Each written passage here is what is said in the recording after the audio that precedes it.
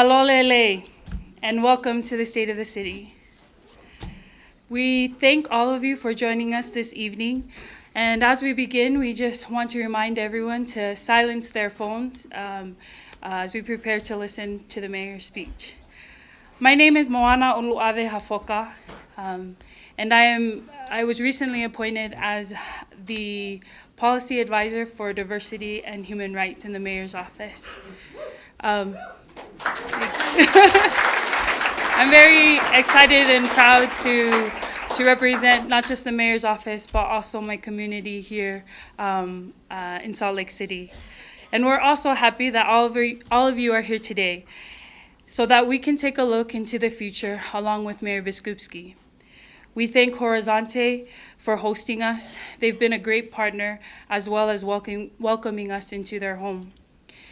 As such, today we'll be launching Horizonte's fundraiser for their Heritage Library. This will be a resource library for English language learner students to be able to learn to read in their own native languages. Research tells us that students have a higher chance of a higher literacy rate if they're able to learn their language in their own native tongue before English. So the information on how to participate is found in your program. We have a wonderful program set out today.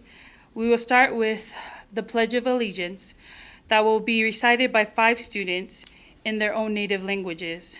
We ask that you participate by listening and placing your hand on your heart. Following that, we'll have a cultural performance by Jumbo Africa, Burundi drummers. And then we will hear from Joshua Bell, principal of Horizonte, who will introduce the mayor, she will then give her State of the City address. And following, we ask that you stay and join us on the first floor for refreshments. The Pledge of Allegiance by the Horizonte students.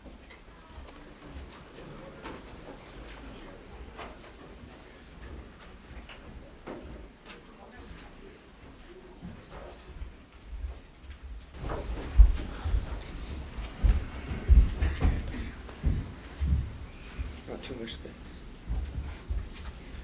I pledge allegiance To the flag. to the flag de los Estados Unidos de América Peki he lepu pelika ai au ku whakotū ia te ai kua whanua taha. ဘာသာမျိုးစုံလူတွေအားလုံးအတွက်ခွဲခြားမှုရှိပါသည် with liberty and justice for all. Thank you.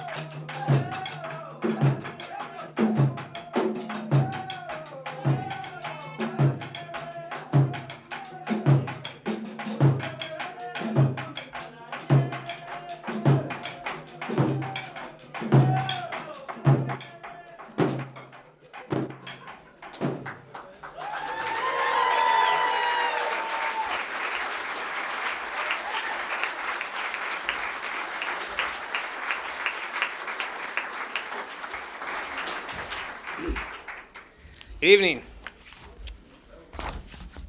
I had to give a commencement speech once, and I had to follow Representative Rob Bishop, and I thought that was going to be the hardest act I'd ever have to follow. Welcome, my name is Joshua Bell. I'm the principal here at Horizonte Instruction and Training Center. I'd like to tell you a little bit about Horizonte. Horizonte serves the Salt Lake School District's alternative high school, adult high school, youth and care program, adult basic education center, and English language learning center. Here at Horizonte, students benefit from the instruction they receive at our institution, and we meet a variety of different needs, which requires a diversified approach to that types of training. The dynamic and responsive services we provide to our community would not be possible without the support first of our teachers, our community partners, Salt Lake City School District Superintendent Dr. Lexi Cunningham and all of her cabinet, and the Salt Lake City School District School Board members, many of whom are here tonight. In the last couple of years, our district has undergone changes that have been instrumental to the work we do here at Horizonte. From a new superintendent to reorganizing schools into feeder patterns, which allow for greater vertical collaboration across grade levels and between schools, to a renewed focus on restorative justice practices district-wide. These restorative practices have been especially meaningful to our students at Horizonte. The Salt Lake City School District has provided training for our administrators, our school resource officers on restorative practices, conflict resolution, and the social and emotional development of children and adults. As a result of these combined efforts, our school-based citations have decreased from 503 in the 2013-14 school year to only 112 in the 2016-17 school year across our entire district. We've seen decreased rates of recidivism and an increase in student attendance. Students are learning to manage their conduct at school, and they're receiving the help they need at a critical point in their lives. We know these changes are making an impact in reducing the number of Salt Lake City School District students in the school-to-prison pipeline. We are grateful not only to our district leaders, but also to our elected leaders, including our mayor, for their commitment to help us eradicate this destructive trend.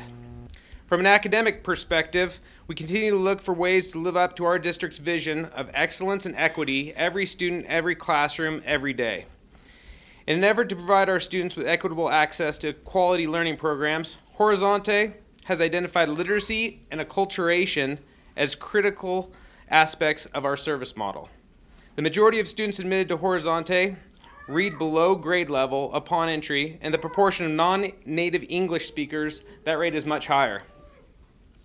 In partnership with Dr. Kathleen Brown and the University of Utah's Reading Clinic, we have begun teaching reading explicitly to fill targeted literacy deficits in all of our students.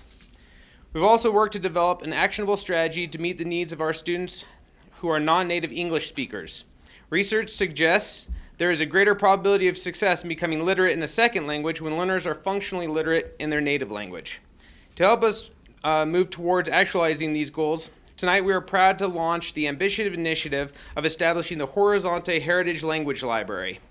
A heritage language is a minority language learned by its speakers as children that was never fully developed. We believe this new library will benefit not only our students, but their families as well. The books will be checked out, building a bridge between school and home so entire families will be able to learn together.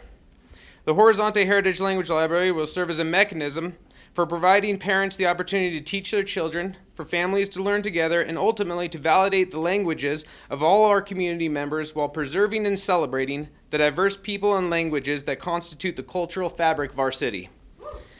Our focus on preserving heritage languages will be leveraged not only to help our students become better readers, but also to optimize the inherent talent our community possesses. Our students will help drive Utah into the global economic market, and any investment we make in them is an investment in our future. We know we couldn't achieve this goal without the support of the Salt Lake City School District, the Salt Lake City School District School Board, Utah State Board of Education, the Salt Lake City Mayor's Office, business partners like In What Language that's pledged to donate the first 1,000 books of our library, and all of you here tonight.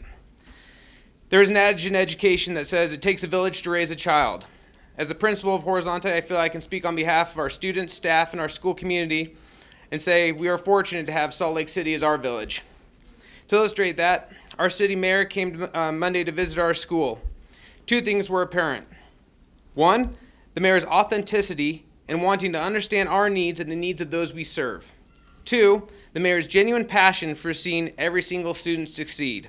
So I'd like to take this opportunity to thank Mayor Biskupski for her relentless efforts to ensure equity, access, justice, and equality for all the constituents of our city. Without any further ado, I'd like to welcome Mayor Biskupski.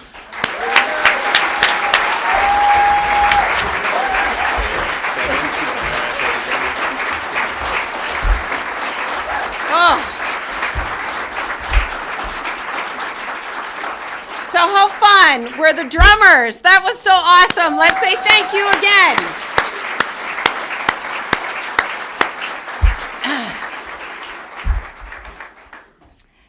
So it's an emotional night for me.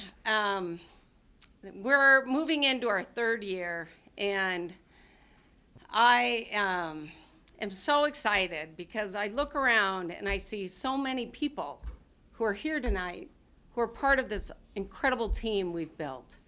And that means a lot to me, so thank you. Thank you. Volahola, Lauren, Alex, Ara, and Joshua for reminding us of the strength of diversity in our great nation and the strength of diversity right here in Salt Lake City. And for reminding us of the importance of those words, with liberty and justice for all. Thank you to Principal Joshua Bell, the staff, and the students of Horizonte for opening your school to us. And thank you to everyone here, including my wife, Betty, my beautiful family. thank you for being here.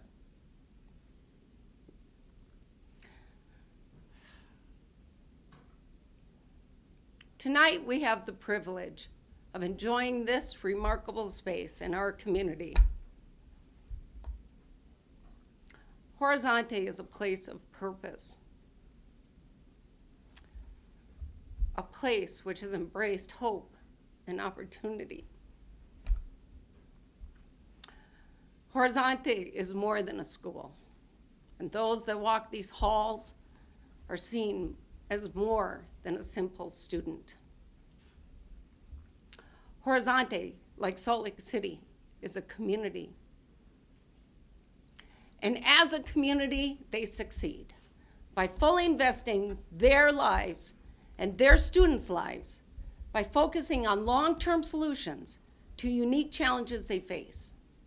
2 days ago, Principal Bell and I were talking about Horizonte's focus on helping students graduate with a diploma rather than a GED. Because Joshua and his team are focused on the long-term success of their students, they choose to invest more time and funding in education rather than simply a credential. They understand their responsibility to help students grow and create a life of success in this community. From a Head Start preschool to a culinary arts program, the staff at Horizonte is focused on holistic approaches to ensure every student has the same opportunity to be successful. In Salt Lake City, we are also talking and taking action on holistic approaches in addressing the needs of people in the city. A little more than 2 years ago, my team and I walked into City Hall with a vision for building a city for everyone. We certainly knew it wasn't going to be easy. And in many ways, it was going to require fundamental shifts in how Salt Lake City had been operating. It should not be surprising that change is difficult. And over the last 2 years, we have had our share of difficult times. But I can stand here today and say to you that we are seeing positive results from the change my team has brought to the City Hall. Much of that change has been to develop strategic plans to comprehensively address the issues we face as the city grows. The impact of that growth is felt in every neighborhood, and it is a result of the booming population across the region. Our city has the responsibility to manage this growth in a sustainable way, while seizing opportunities to invest in the future. When I called for the Department of Economic Development, my goal was to align resources, to create jobs for all people, and to develop a green economy for the future. As the capital city and the crossroads of the West, Salt Lake City has the responsibility to lead our state's economy, and we take that very seriously. The city is now a major player in the Team Utah approach that the state utilizes to attract companies to the area. Teresa Foxley, the executive director of the Economic Development Corporation of Utah, who is here tonight, put it this way: Salt Lake City's creation of the Department of Economic Development has been a tremendous change to the city's approach. The department is engaged, and its cutting-edge ideas have benefited the region and the state. And other cities learn from and adopt the best ideas. Thank you, Teresa. I couldn't have said it better. Thank you.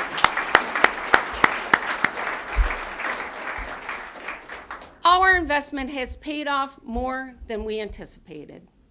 The dozens of companies our team has attracted or expanded in this city has resulted in nearly $1 billion in capital investment.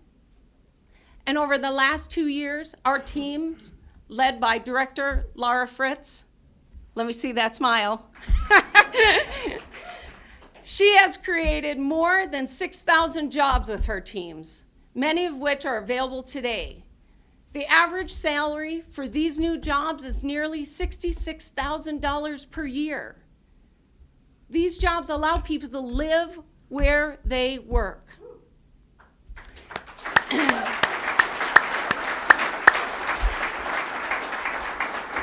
Even more, these new jobs are making the city and our region competitive.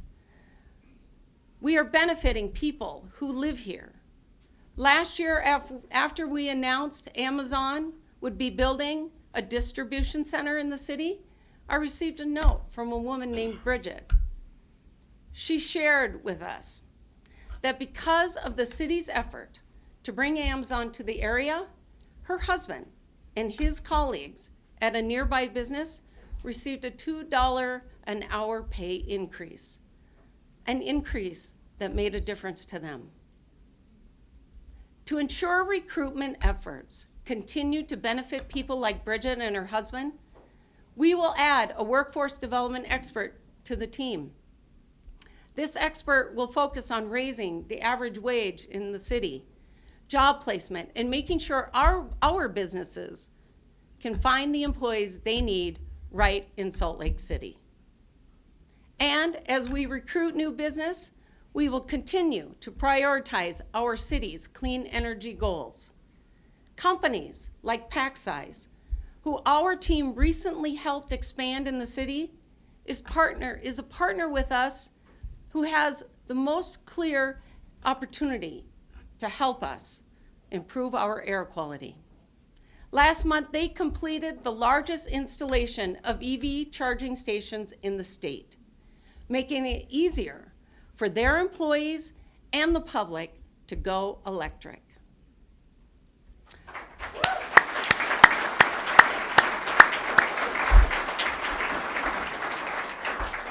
For the economic development team, this work is also personal. They live in the city, and they understand my vision of building a city for everyone. Tonight, we are joined by several people who are part of one of their innovative programs. Individuals who are experiencing homelessness that are now learning skills in one of the most booming markets, the construction industry. My team partnered with Salt Lake City Housing Authority, the Department of Workforce Services, Catholic Community Services, Salt Lake Community College, UTA, and construction leaders. Just a few months ago, 12 individuals were selected by the Catholic Community Services to participate in this program. They provided housing, transit, job training, and most importantly, a guaranteed opportunity to interview with an employer. Stefan Whitmer.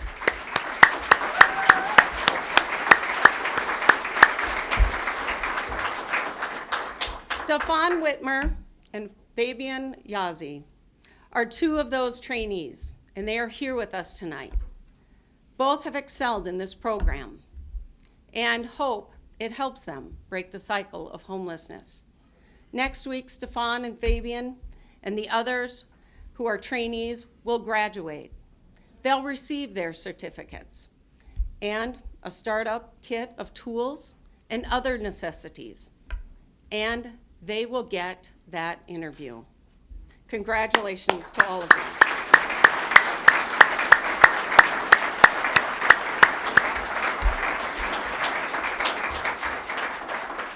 This program is a success because it combines the stabilizing forces of housing, transit, economic development, and education.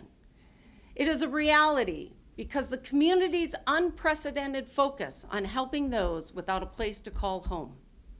One of the greatest challenges of this project was securing housing for participants. Thank you to Salt Lake City Housing Authority for partnering with us to meet that need. Thank you.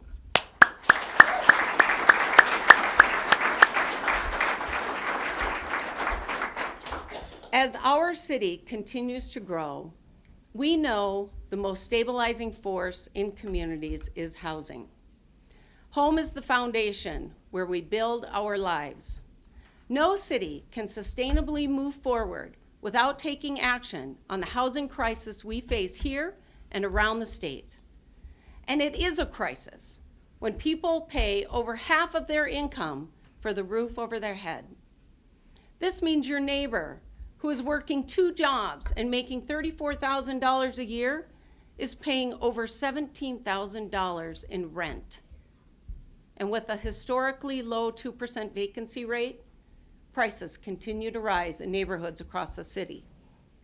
Over the last few years, housing prices have also increased faster than wages, moving home ownership out of the reach of many. Our housing team, led by Director Melissa Jensen, has never lost sight of the humanity behind this crisis and the opportunities found in a variety of solutions. For Melissa, the reason for affordable and equitable housing is simple: to ensure a single mother in Salt Lake City will never have to choose between food and paying her rent. And for me, right now, it is also about ensuring that those whose lives will be transformed at the new homeless resource centers can find a home. Because without housing, there can be no end to homelessness.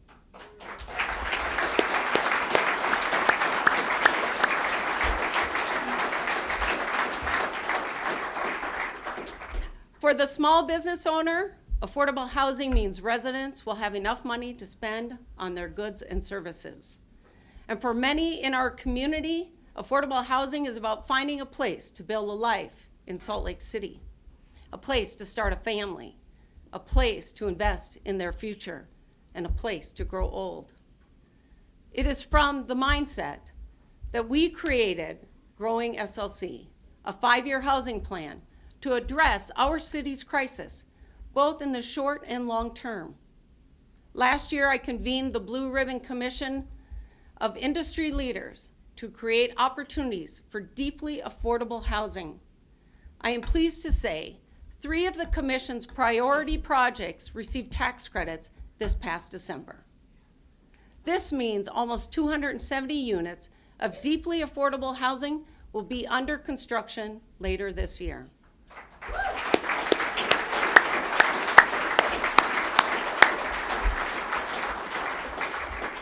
We are working with the City Council to utilize $21 million in RDA funds to bring even more affordable housing to the market. Some of these funds have already been used to acquire rundown motels, which have been a blight on our community. With a plan to match the crisis and environment we face, we are revamping city policies and ordinances to bring them into alignment with today's reality. In February, I will transmit to the City Council a new ordinance which will require the need for affordable housing to be addressed in every sale of city-owned land.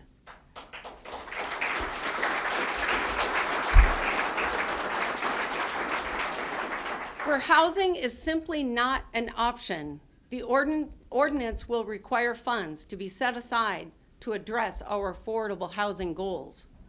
We will continue to leverage tools like the Housing Trust Fund to create and maintain affordable and stable housing. In the last 2 years alone, we invested just $6.2 million of trust funds and turned it into $154 million in private investment that built 796 affordable units. That is an investment worth making, and that is an investment worth expanding.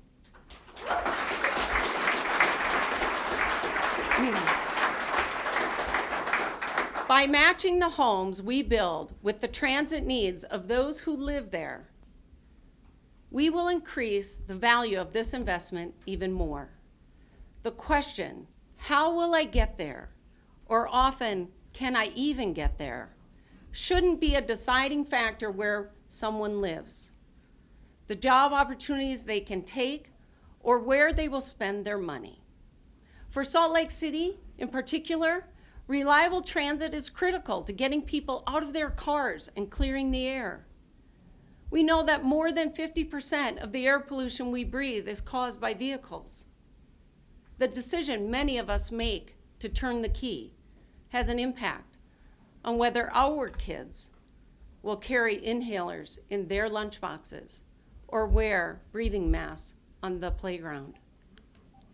Late last year, Salt Lake City approved its first transit master plan. The fundamental goal of this plan is to build upon the current regional system to make it easier to get in and around the city. As a regional system, UTA is focused first and foremost on the north-south transit corridor, connecting cities along the Wasatch Front. This often leaves gaps in local service. In Salt Lake City, this has left our east and west side communities without enough options to connect them to the downtown or other parts of the region. Budget constraints also limit early morning, late night, and weekend service. So even if you have access to a bus route, service may not exist when you need it. It is unfortunate Proposition 1 failed in Salt Lake County in 2015. However, Salt Lake City residents supported the proposal, which would have provided funding to fill our gaps in local service. We supported Proposition 1 because we cannot solve our air quality problem without investing in public transit. In the coming year, my administration will work with the City Council to implement the top priorities of the Transit Master Plan.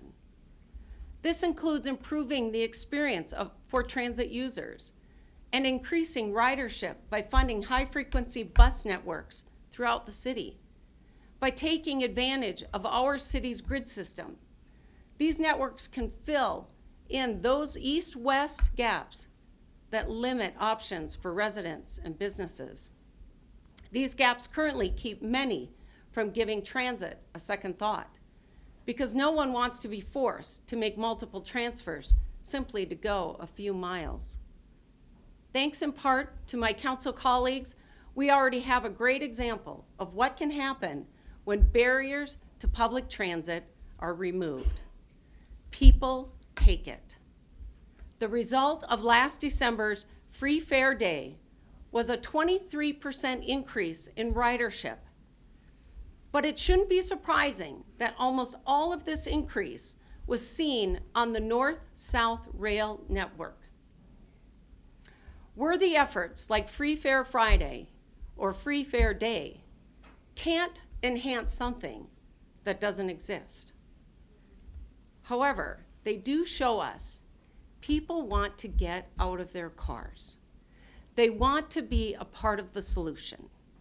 It is time for us to invest in this willingness and take the biggest steps we can to clear the air. As the city continues to grow with daily commuters and residents, our greatest responsibility is to maintain the safety and security of our neighborhoods.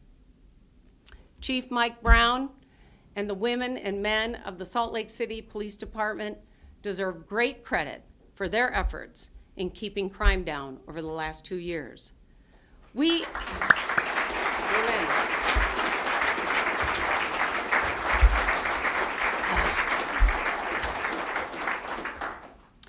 ended 2017 with a 5.8% drop in overall crime. When compared to 2015, a high water mark for crime in the city, crime is down nearly 12%. Thank you, Chief Brown.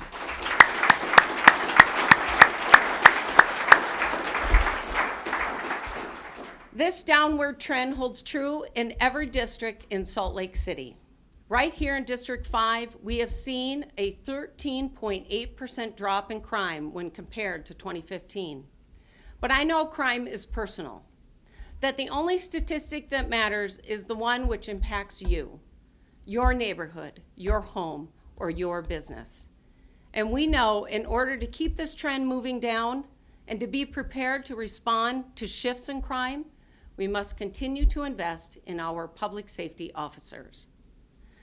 While Operation Rio Grande has created a transformational shift downtown, it has also stretched our police department's resources. Both the City Council and I are committed to easing this strain by providing more funding for additional police officers. This will allow Chief Brown and his team to resume and enhance the neighborhood beat policing model, which has proven successful over the last 2 years. Last week, the police department announced the hiring of 40 new officers to keep us moving in the right direction. We will get our bike patrol officers back into the neighborhoods so they can once again become a part of the fabric of the communities they patrol. This neighborhood beat model is important, not only in reducing crime, but in empowering residents to be a part of the solution. Our efforts to improve quality of life in our city don't end with simply more officers. My administration is also working to ensure safety through design principles are included early in the design review process of new construction. These principles, known as CPTED, are also integrated into the design of the new homeless resource centers to ensure these spaces become places of hope and neighborhood assets. Designing our streets and buildings properly is often the first line of defense against crime. And maintaining our streets and buildings is also an indicator of our future success. Over the summer, you may have seen a strange driving vehicle that is a van, and it was on our streets running up and down with an antenna, cameras, flashing lights. Some people called it the Ghostbusters van. Well, close, but not quite. That van collected street-level data on the condition of every road in Salt Lake City. The data from that survey was compiled in a report issued earlier this month. And what it shows will probably surprise no one. Nearly 64% of Salt Lake City's roads are rated as poor, very poor, serious, or failed. This report has also paved the way for our engineering team and to develop comprehensive plans for how we can move our roads from failing to improved. Guided by this information, the City Council and I will begin looking at potential funding options to address this concern. We know residents and businesses care about the state of the city's roads and sidewalks. In fact, last year, one resident left a pile of asphalt with a note on my driveway. I won't read what was in the note, but suffice it to say that resident's road needs repairing. Significantly shifting the condition of the roads, the sidewalks, the gutters, the parks, and critical facilities is no easy task. A 10-year plan to begin shifting our roads from failing to good could cost nearly $200 million. It would also require a commitment of future ongoing funding so we don't end up where we are today. But improving our infrastructure will have an incredible impact on our economy and our quality of life. Upgraded infrastructure will not only help us get around easier, it has the power to help clear the air. Last year, the city completed solar installations on 7 facilities and brought 28 new EV charging stations online. Our investment into infrastructure must continue to include efforts like these to move the city away from fossil fuels and toward clean energy. Addressing the issue now also allows us to coordinate road work with many once-in-a-generation projects our Public Utilities Department is preparing to begin. These projects include replacing century-old sewer and water lines, which run along 13th East, pipes which provide clean drinking water to more than half of our residents. Over the next 2 summers, residents and commuters will see a major investment along 13th East. This work will improve the infrastructure below ground and include a reconstruction of the street, providing a better bus service, walkability, and biking. I want to take a moment to recognize the incredible efforts of the city's Department of Public Utilities. This work is done by dedicated individuals like Dale Christensen, who is here tonight.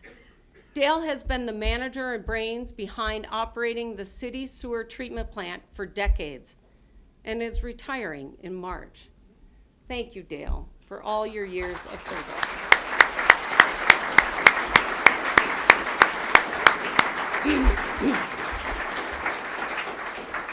The public utilities team ensures we have clean water flowing from our faucets, that waste streams are working, and our streets are safe and well lit at night. The work also protects the long-term health of our most important piece of infrastructure, the Wasatch Canyon watershed. This year we have a renewed resolve to vigorously protect the watershed. A comprehensive update to the Watershed Master Plan with support from diverse stakeholders will be completed this year. This vital document will guide us in addressing risks to our water resources, including climate change, wildfire, and increased recreational use. It will help us not only build a more resilient city, but allow us to continue to provide safe drinking water to the growing population of the valley.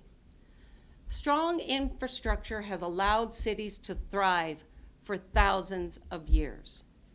From the Roman aqueducts, which provided water to an empire, to the transcontinental railroad, which linked a growing nation and made this region the crossroads of the West.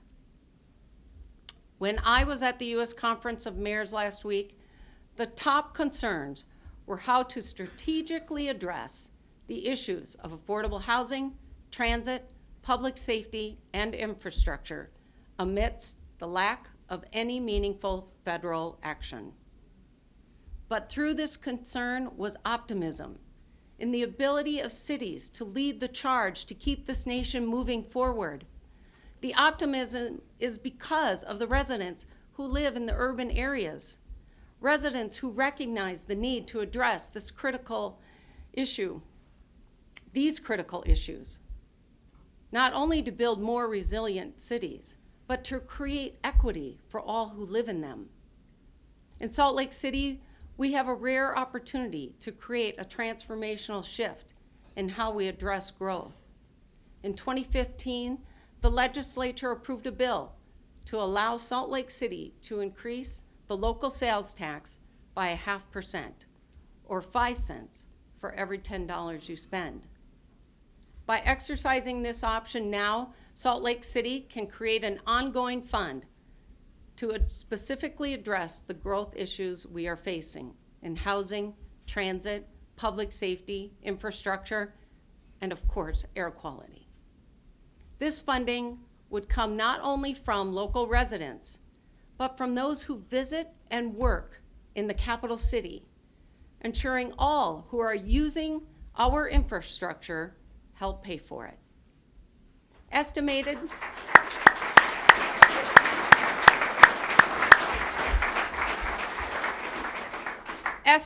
to generate approximately $35 million annually, this opportunity has the power to quickly change people's lives. By investing in our housing programs, we can incentivize future developments to include housing for all income levels. We can launch innovative programs to encourage homeownership, bringing stability to neighborhoods across the city. We can strategically and responsibly invest in local transit. We can get more buses in neighborhoods so employment and economic opportunities are not lost to the question, can I get there?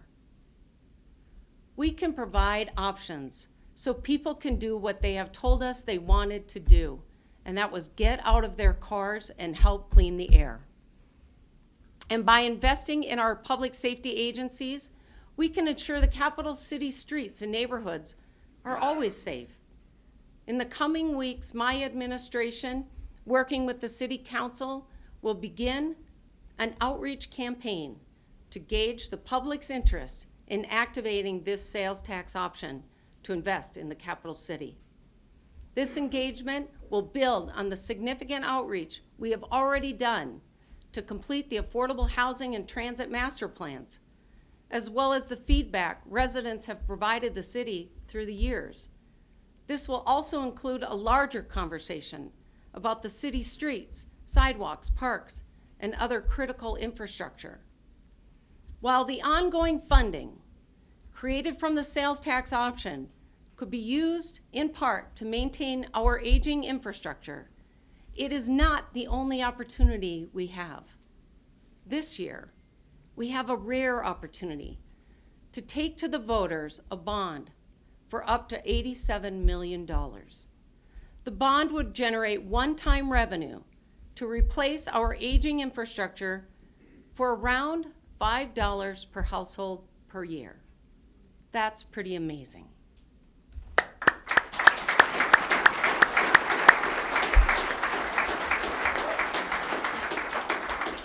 If approved by voters, the bond, combined with some possible funding from the sales tax increase, will finally allow us to implement a 10-year plan to make our streets better for drivers, cyclists, and pedestrians. For the first time, Salt Lake City has a robust transit master plan, a housing plan, and an in-depth understanding of our infrastructure needs. We have a clean energy plan with goals focused on helping us preserve the water, land, and air.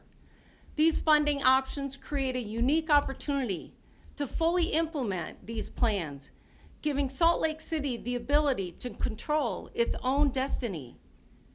With all of this in place, now is the time for us to fully invest in the future of our city.